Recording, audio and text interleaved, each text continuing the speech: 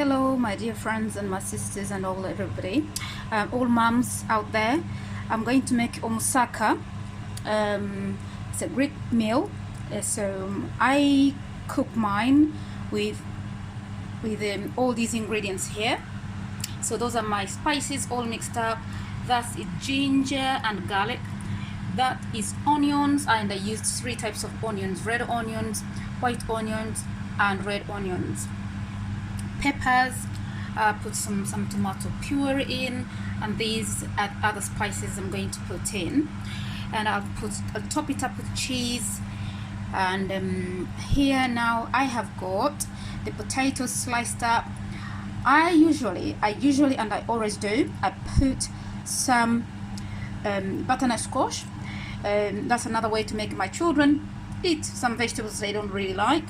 That's spring onions to put on top with the cheese. Once it is almost cooked, for another less 15 minutes, and then I'll put the cheese on top. So that's my cheese already grated.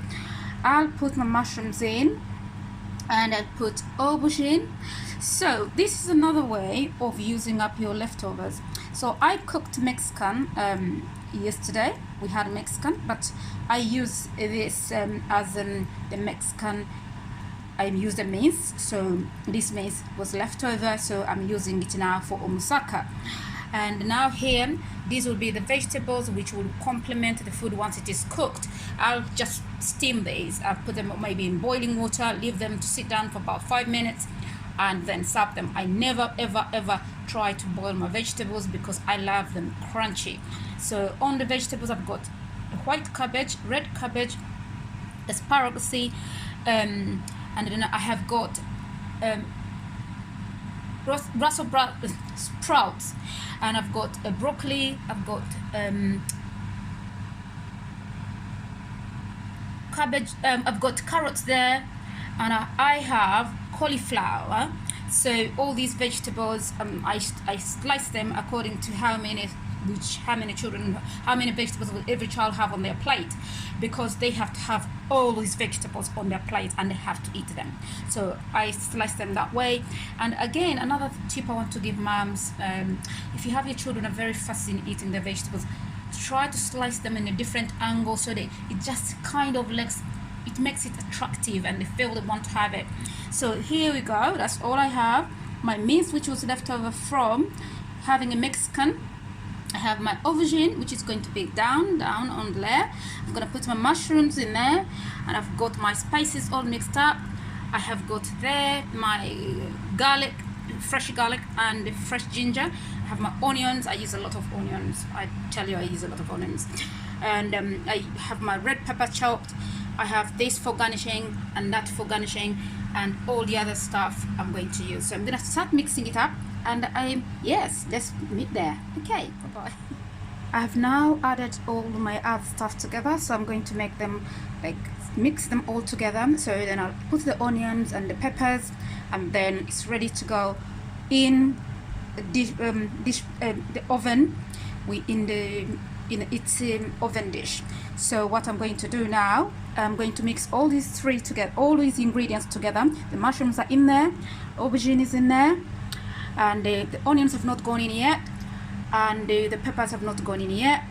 The other spices, the salt is for tasting, pepper, and this is garlic. This is grounded garlic. I put some of that in. So now I'm going to mix this all together. I'm mixing this all well, and so it's all being mixed up to make sure the spices go on every individual potato and everything is mixed up well. But what I do normally, I will separate the aubergine, so because I need them to sit on the bottom of the oven dish. So everything's being mixed now, and I'm going to put some. Okay, that is being mixed very well. So mix well. So being mixed up. Okay, now I'm ready to put it in the oven dish. So I'll be showing you how I what I mean by separation of the aubergine into the oven dish. Okay, put this way and put this here. Let's put that there. So get my oven dish. So I'm putting my aubergine on the bottom of the oven dish. So I lay it down like that. It's all mixed up with spices, and so then everything else will just sit on top of that. I put some mince on top of that to start with as well. Still fetching for aubergine to make sure it's all in the pan. Okay, so I've put everything in there in aubergine. Aubergine is all in there, so I'm sure I've not missed one of them.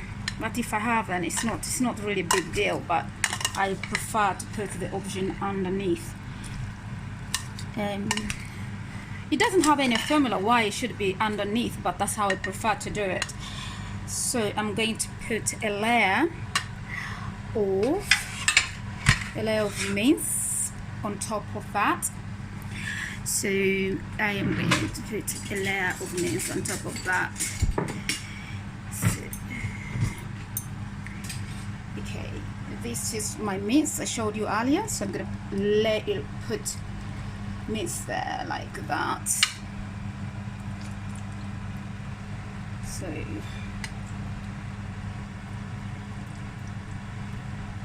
my aubergine is all covered up with mince and all my that I wanted to put on there. So I'm now going to start fetching these beauties. And put them there.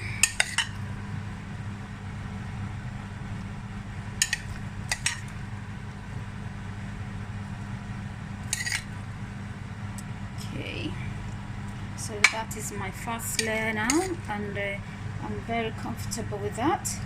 So the beauty with this, actually, you know very well, if you made this the day before when the little ones have gone to sleep, or you finished doing the bedtime story, or they're having a shower or something, you can make this for the following day. So you don't have to do this the following day when you're coming from work. You're all busy and you're running up and saying kids you have done your homework and all that. You make sure you do it the night before. It actually for me, I found out it tastes much better, because all these ingredients will have soaked in. Cover it with cling film or tin foil, or just if the dish has a cover, just cover it up. And then tomorrow, what you do as you get in the house, just before you take off your coat or something, or jacket, just make sure you do switch on your oven. As you're doing other stuff here and there, switch on your oven, get your dish out of the fridge and just shove it in the oven, and then you're doing homework, but dinner is cooking already. So, and this is something you can cook in bulk as well, and then just keep it in the freezer for about maybe a week or something, depending what your family wants, really. So if it's not on the menu, and I do urge most parents to be able to put something together, and you have a menu because then you don't have to think so hard of what you're going to cook, and even it is easier for shopping as well. So if you know this week we will be having this and this, then your shopping should be, so you see that I had forgotten that underneath, but now what I've done, I've just pushed it under there, and then I've covered my potatoes and all the other stuff with butternut squash, the onions and everything else. So now I'm gonna scoop out every little bit. Okay, that's done. So I've scooped everything out now. Okay, so now the container I kept the mince in, I had, because I have to put water to cook with it, so I rinse the water through that. So that's the kind of water, that's the water I'm going to use. But I'll show you how I put my water in, so it doesn't make my moussaka go. So that's covering up there, and that is covering up there, and that is covering up there. So I put this all together like that to make sure that it covers properly. It doesn't matter if a few vegetables remain without covered. The food has a lot of meat, but it's up to you actually. Like I say, some people prefer it with a lot of mince. Some people do not prefer it that way. But some people just put their mince completely on top and leave it. But I prefer to lay it in between, so that every part of this has the mince. Now I'm going to dig a hole.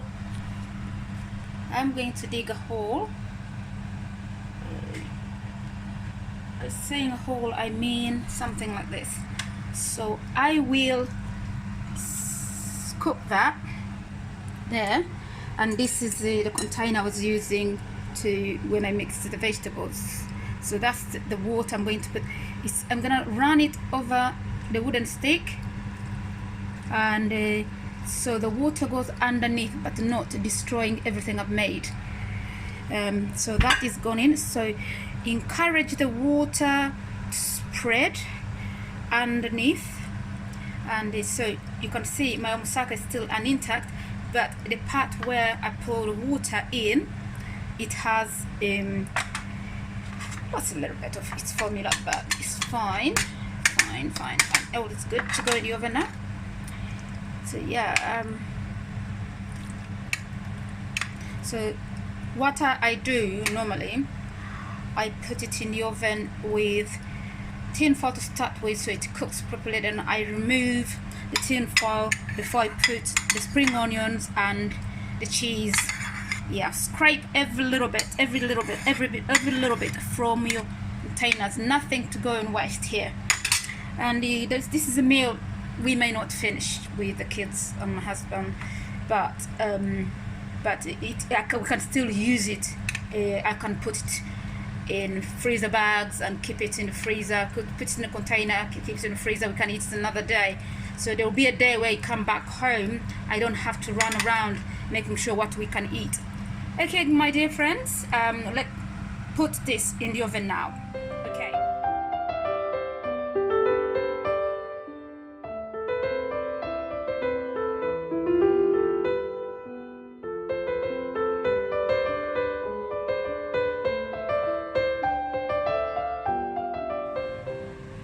I put the spring onions and cheese. I'm going to put it back in the oven for about 10 to 15 minutes, and that will be ready to be served. Yes, it's almost ready. As I told you earlier, that I put my vegetables in hot water, and just make sure that it's just boiled water to take away any creepies could have gone on them when they were still being farmed, and to take away anything. So they're in there now. I'm going to put the softest vegetables as well, so because I don't put all the vegetables at the same time, because they all cook at different stages. So I put the hardest ones to start with, and now I'm going to pour more boiled water on that. So more boiled water is going on to make sure they all soak in that water. So they're gonna be there for another 5 minutes. The moussaka is getting ready to be, ready to be eaten.